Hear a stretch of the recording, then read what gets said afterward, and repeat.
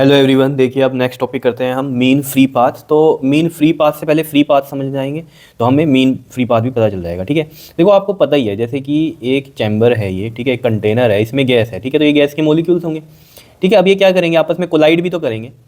ठीक है, तो जब ये कोलाइड करते हैं ना, ठीक है, तो जैसे मान लो मैं यहाँ पर बड़ा बड़ा बनाऊँ, जैसे ये एक मॉलिक्यूल है और एक ये मॉलिक्यूल है। ठीक है, इधर से मान लो ये मॉलिक्यूल आया और इसने क्या किया, इसके साथ स्ट्राइक की। क्लियर, इसके साथ स्ट्राइक की तो इसने पहले इसको मारी टक्कर, ठीक है, फिर इसको टक्कर मारी, तो ये दो सक्सेसिव कोलिजन, पहले यहाँ टकराया फिर यहाँ, ये फर्स्ट कोलिजन हुआ और ये सेकंड हुआ। तो टू सक्सेसिव कोलिजन के बीच में जो पाथ है उसे क्या बोलते हैं हम, फ्री पाथ बोलते हैं, यानी कि इसके बीच में कोई टकराव नहीं हुआ, तो ये क्या होता है हमारा फ्री पाथ। ये तो सिंपल मैंने आपको समझाया। ठीक है, अब मान लो बहुत सारे मॉलिक्यूल्स है तो उसका अगर हम यहाँ पर बनाएं तो मान लो ये मॉलिक्यूल है, ठीक है जी, इसने इसके साथ टक्कर मारी, ठीक है, फिर इधर टक्कर मार दी मान लो, ठीक है, फिर ये इधर टक्कर मार दी इसने, इस तरीके से समझ लो, फिर ये इधर टक्कर मार दी, फिर इधर टक्कर मार दी, इस तरीके से समझो। तो यहाँ पर मैं ये मान रहा हूँ कि यहाँ पर भी कोलिजन हुआ, ये कहीं से तो आया होगा, ठीक है, इसको टक्कर मारी, ऐसे समझ के चलते हैं हम। कई बच्चे सोचते हैं भी टू सक्सेसिव कोलिजन है तो यहाँ पर तो ये इसने इसको मारी टक्कर, तो ये लैम्डा वन कैसे लिखा हुआ है बुक्स में, ठीक है ना। तो वो यही है कि इसको हमने कंसीडर किया है कि फर्स्ट कोलिजन यहाँ हुआ होगा, फिर सेकंड यहाँ हुआ होगा, ठीक है ना, तो ये एक फ्री पाथ बन गया इसका, तो ये लैम्डा वन मान लिया हमने, फिर यहाँ टक्कर मारी तो ये लैम्डा टू हो गया फ्री पाथ। यहाँ भी कोलिजन है, यहाँ भी कोलिजन है, तो दो सक्सेसिव कोलिजन हो गए। क्योंकि जो फ्री पाथ है उसकी जो डेफिनेशन है वो क्या, it is the distance between the two successive collision between the molecules. इसलिए मैंने कहा फर्स्ट कोलिजन यहाँ हुआ, सेकंड यहाँ हुआ, तो बीच का जो पाथ है उसे हमने फ्री पाथ बोला। मीन फ्री पाथ क्या होगा, ऐसे ऐसे पाथ होंगे बहुत सारे, उनका एवरेज ले लो। It is the average distance travelled by the molecules between two successive collision. जैसे कि ये यहाँ पर टक्कर मारी, ठीक है, पहला कोलिजन यहाँ से आया, मतलब कहीं से आया होगा मॉलिक्यूल, तो यहाँ पर टक्कर की होगी, फिर यहाँ कहीं से तो हमें रेफरेंस लेनी पड़ेगी ना, तो वो चीज़ है। तो ये हमने लैम्डा वन मान लिया, ये लैम्डा टू, ये लैम्डा थ्री मान लिया, ये वाला लैम्डा फोर मान लिया, ये लैम्डा फाइव मान लिया, ऐसे सो ऑन ये होते रहेंगे। क्लियर है, लैम्डा एन तक हम मान के चलते हैं कि ये चीज़ होगी। तो यहाँ पर जो मीन फ्री पाथ का जो फॉर्मूला बनेगा एवरेज, ठीक है, लैम्डा से हम डिनोट कर रहे हैं फ्री पाथ को, तो ऊपर बार लगा दिया, तो एवरेज वो क्या होगा, लैम्डा वन प्लस में लैम्डा टू प्लस में लैम्डा थ्री, अप टू मान लो एन नंबर कोलिजन हो गए, और नीचे क्या हो जाएगा हमारे नंबर ऑफ कोलिजन्स। क्लियर है इतनी बात या नहीं, बताओ। क्लियर है, कोई दिक्कत इसमें तो बताओ।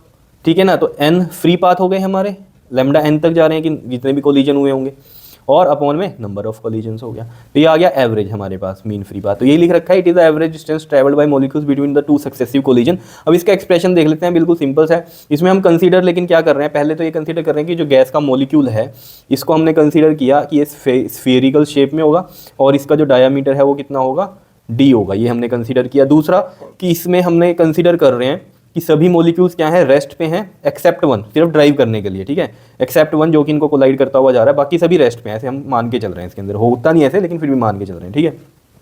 और एक कंसिडरेशन क्या है कि जो स्मॉल एन है हमारा वो क्या है, number of molecules per unit volume है, याद रखना, number of molecules per unit volume, इस तरीके से आप कह लो, ठीक है।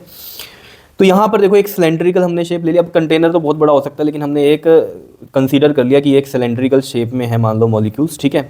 और ये जो ए मॉलिक्यूल है ये हमारा क्या है, मोशन में है, यही लिख रखा है, let us consider each molecule of gas is a sphere of diameter d and all molecules of gas except the molecule are at rest. बाकी सब किस पे हैं, रेस्ट पर हैं, ठीक है।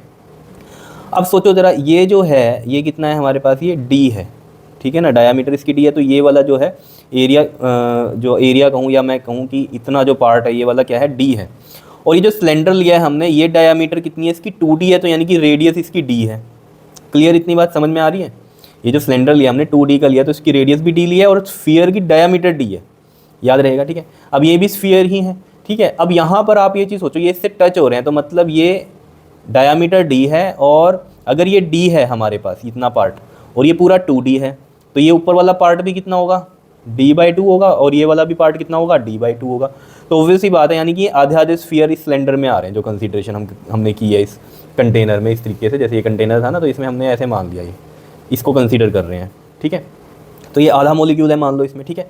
अब ये ऑब्वियस बात है, इससे टच करता हुआ जाएगा, बिकॉज ये डी, ये वाला d/2, ये भी d/2, समझ रहे हो। तो टोटल कितना हो गया, ये 2d हो गया, सिलेंडर वाला ही हो गया पार्ट। तो ये इससे टच करते हुए जाएंगे, मतलब कोलिजन ही मानेंगे हम, ठीक है। तो यहाँ पर एक कहानी क्या है कि ये वाला जो हमने स्फीयर माना है, ये या तो d/2 अंदर हो या d/2 से ज़्यादा अंदर हो, तब कोलाइड होगा। अगर ये d/2 से कम हो, मान लो ये इस तरीके से हो, ठीक है, ये भी मैंने यहाँ गलत बना दिया, मान लो यहाँ बनाऊँ, देखो ऐसे बना दिया, तो ये जो है पार्ट ये d/2 है, लेकिन ये d/2 से तो बाहर है, ठीक है ना। ये यहाँ से यहाँ पूरा d/2 है, लेकिन ये पूरा d/2 तो अंदर है ही नहीं, तो ये यानी कि इतने पाथ में ही जा रहा है ना, ये देखो यहाँ से ऐसे निकलेगा। अब ये तो टच ही नहीं हुआ, इससे तो कोलाइड नहीं होगा। तो मतलब क्या है कि अगर ये जो अंदर जो मॉलिक्यूल हैं इस सिलेंडर के, या तो d/2 अंदर हो या d/2 से ज़्यादा अंदर हो, तब कोलाइड करेंगे। d/2 से ये बाहर है, देख लो d/2 से ये लेस है, ये इतना पार्ट आ गया ना इसका, ये वाला, ये d/2 से लेस है, तो ये कोलाइड नहीं करेगा। ये चीज़ समझ में आई हमें, क्लियर है, कोई दिक्कत नहीं हुई, ठीक है। अब यहाँ पर जो लैम्डा है हमें पता है वो क्या होगा, टोटल, ये टोटल क्या है, डिस्टेंस है, एक तरह से हम कहें टोटल डिस्टेंस ही तो है ये फ्री पाथ वाला, ठीक है। तो distance covered in time t, और अपॉन में number of collisions in time t, ये भी क्या है, नंबर ऑफ कोलिजन्स थे हमारे, ठीक है ना। तो number of collision in time t and distance covered in time t, clear है। डिस्टेंस अपॉन में नंबर ऑफ कोलिजन है, ये है हमारा average mean free path, clear, या फिर मीन फ्री पाथ बोल दो, या एवरेज फ्री पाथ, या मीन फ्री पाथ, ठीक है। अब डिस्टेंस हमें पता है फॉर्मूला क्या होता है, स्पीड इनटू टाइम, ये हमने यहाँ पर लिखा हुआ है, स्पीड इनटू में टाइम है, ठीक है। मेन है अब ये number of collisions in time t, इसका फॉर्मूला देखो क्या है, इसका फॉर्मूला ध्यान में रखना पड़ेगा आपको, volume of cylinder swept by molecule, ठीक है, जो ये सिलेंडर का वॉल्यूम है ये, इनटू में number of molecules per unit volume, यानी कि n, मतलब पर यूनिट वॉल्यूम मतलब क्या है, 1 मीटर क्यूब में जितने हमारे मॉलिक्यूल्स हैं, मल्टीप्लाई बाय टोटल वॉल्यूम, ये है, ठीक है ना। तो नंबर ऑफ कोलिजन्स आ जाएंगे हमारे पास, ठीक है। तो वो देखो जरा, अब स्पीड क्या होगी इसकी, इनकी एवरेज निकाल रहे हैं हम डिस्टेंस का, तो एवरेज स्पीड लेंगे यहाँ पर। तो एवरेज स्पीड आपको पता है किससे लिखी थी हमने, v बार से, टाइम हम ले लेते हैं इसमें t, और volume of the cylinder, volume of cylinder, देखो फॉर्मूला क्या होता है हमारे पास वॉल्यूम का, पाई r स्क्वेयर h होता है।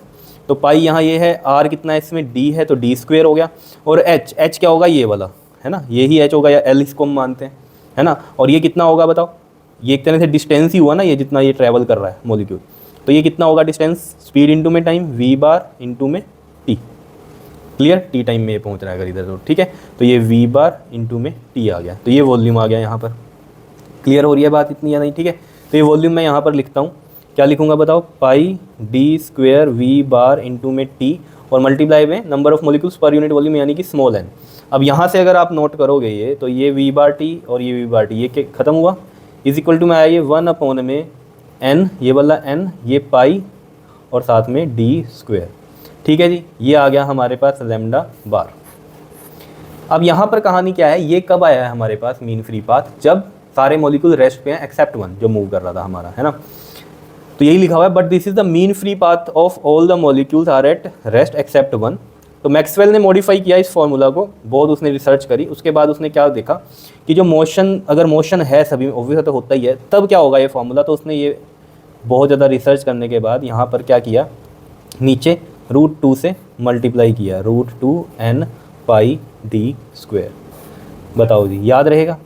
अब यहाँ से अगर आप एक चीज़ देखो ना कि जो ये मीन फ्री पाथ है, ये डिस्टेंस के क्या है, d के मतलब क्या है, अगर मैं कहूँ d के क्या है, ये इन्वर्सली प्रोपोर्शनल है, lambda inversely proportional to d है। इसका मतलब समझना अब क्या है, मेन यही है। d अगर हमारा, जो ये d है हमारा, अगर कम है तो मीन फ्री पाथ बढ़ जाएगा। d कम है का मतलब क्या है, ये छोटा हो जाए, ये अगर छोटा हो जाएगा मॉलिक्यूल, ऐसे हो जाएगा, तो यहाँ से ऐसे निकल जाएगा, टकराएगा तो है ही नहीं। तो जब टकराया ही नहीं तो उसका फ्री पाथ बढ़ नहीं गया, d कम तो फ्री पाथ बढ़ जाएगा। अगर d हम बढ़ा दें तो ये मीन फ्री पाथ या फ्री पाथ क्या हो जाएगा हमारा, कम हो जाएगा। क्यों, अगर d बढ़ा दोगे, ये मैं बढ़ा दूँ, ठीक है, तो ये इस ऊपर वाले से भी टकरा जाएगा, ठीक है, इधर वाले से भी टकरा जाएगा, ठीक है ना, तो टकराएगा ज़्यादा, तो फ्री पाथ क्या हो गया, कम हो गया। अगर d बढ़ाएंगे तो फ्री पाथ क्या हो जाएगा, बताओ क्या होगा, कम हो जाएगा, है ना, क्योंकि वो टकराएगा जल्दी तो फ्री पाथ कम हो जाएगा। टकराने वाला टाइम ही तो है ना, ये एक टकराया फिर दूसरे से जब टकराया, वो फ्री पाथ है। तो ये कम कैसे होगा, अगर ये हमारा d क्या हो जाए, ज़्यादा हो जाए, तो ये ज़्यादा मॉलिक्यूल से टकराएगा, जल्दी टकराएगा, तो फ्री पाथ कम हो जाएगा। चलो जी, समझ में आ गई होगी बात ये, ठीक, क्लियर है। अब यहाँ पर इसको अगर हम थोड़ा सा मॉडिफाई करें, क्या कि अगर हम कहें कि if m is mass of each molecule, mass of each molecule अगर हम कंसीडर कर रहे हैं, तो जो डेंसिटी होगी, देन डेंसिटी रो क्या होता है, डेंसिटी क्या होता है बताओ, टोटल मास अपॉन में टोटल वॉल्यूम, ठीक है। ये कितना होगा, कैपिटल M/V। अब कैपिटल M ये कैसे आता है, ये हमें पता है, मास ऑफ ईच मॉलिक्यूल और जितने नंबर ऑफ मॉलिक्यूल्स हैं वो हैं n अपॉन में v। क्लियर है, इतनी बात समझ में आ रही है, ठीक है, यही होगा। अब यहाँ पर अगर आप देखो ये n/v क्या था हमारे पास, number of molecules per unit volume, यानी कि ये स्मॉल n है, तो रो कितना आ गया हमारे पास, रो आ गया हमारे पास n/v है ना, तो स्मॉल m और n/v को मैं स्मॉल n कर दूँ, ठीक है, बिकॉज स्मॉल n क्या है हमारे पास, n/v है, ये आया।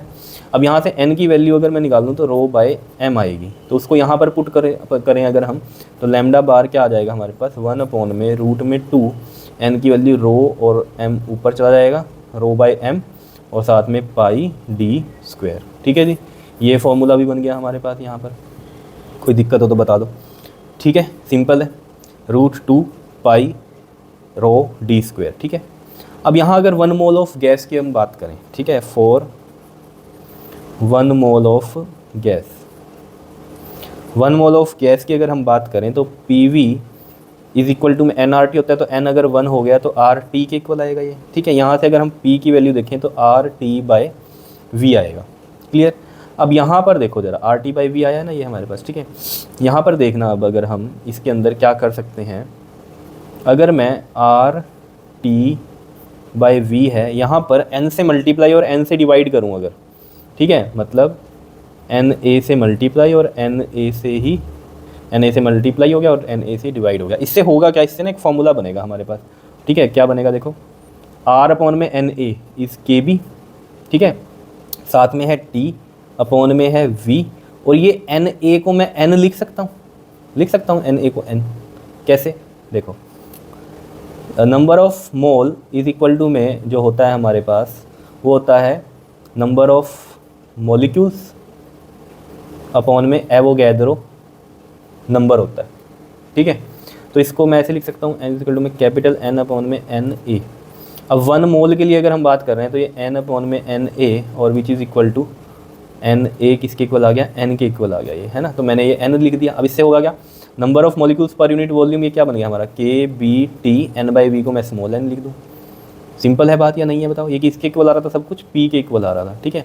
अब यहाँ से n की वैल्यू देखो ज़रा क्या आएगी, P अपॉन में KBT, ये सिर्फ क्या कर रहे हैं हम, मॉडिफाई कर रहे हैं फॉर्मूले को और तरीके से, ठीक है ना, P अपॉन में KBT। तो अब n की वैल्यू इस फॉर्मूले में क्या रख दो, P अपॉन में KBT, यही तो होगा और क्या होगा। तो देखो ज़रा यहाँ पर lambda bar is equal to में 1 अपॉन में क्या है हमारा, रूट में 2, n की वैल्यू ये रखो, P अपॉन में KBT, ये मैं ऊपर ले जाऊँ इसलिए 1 नहीं लिखा था कि अजीब सा लगेगा, ठीक है, और n की वैल्यू होगी और साथ में पाई और साथ में d², ये आ गया हमारा mean free path in terms में, बोल्ट्जमैन की टर्म्स में आ गया, ठीक है। तो इस तरीके से ये करने होते हैं हमें, तो सिंपल ही था, कुछ मुश्किल तो था नहीं, बस आपको समझनी है कहानी कि क्या है ये, ठीक है, क्लियर है ये बात। मीन फ्री पाथ हो गया ये हमारे पास, ठीक है। n क्या है यहाँ पर हमारे, नंबर ऑफ मॉलिक्यूल्स जितने भी हैं उतने फ्री पाथ बन गए हमारे, और अपॉन में n, क्लियर है बताओ, कोई दिक्कत इसमें, सिंपल था, कर लोगे, ओके जी, थैंक यू।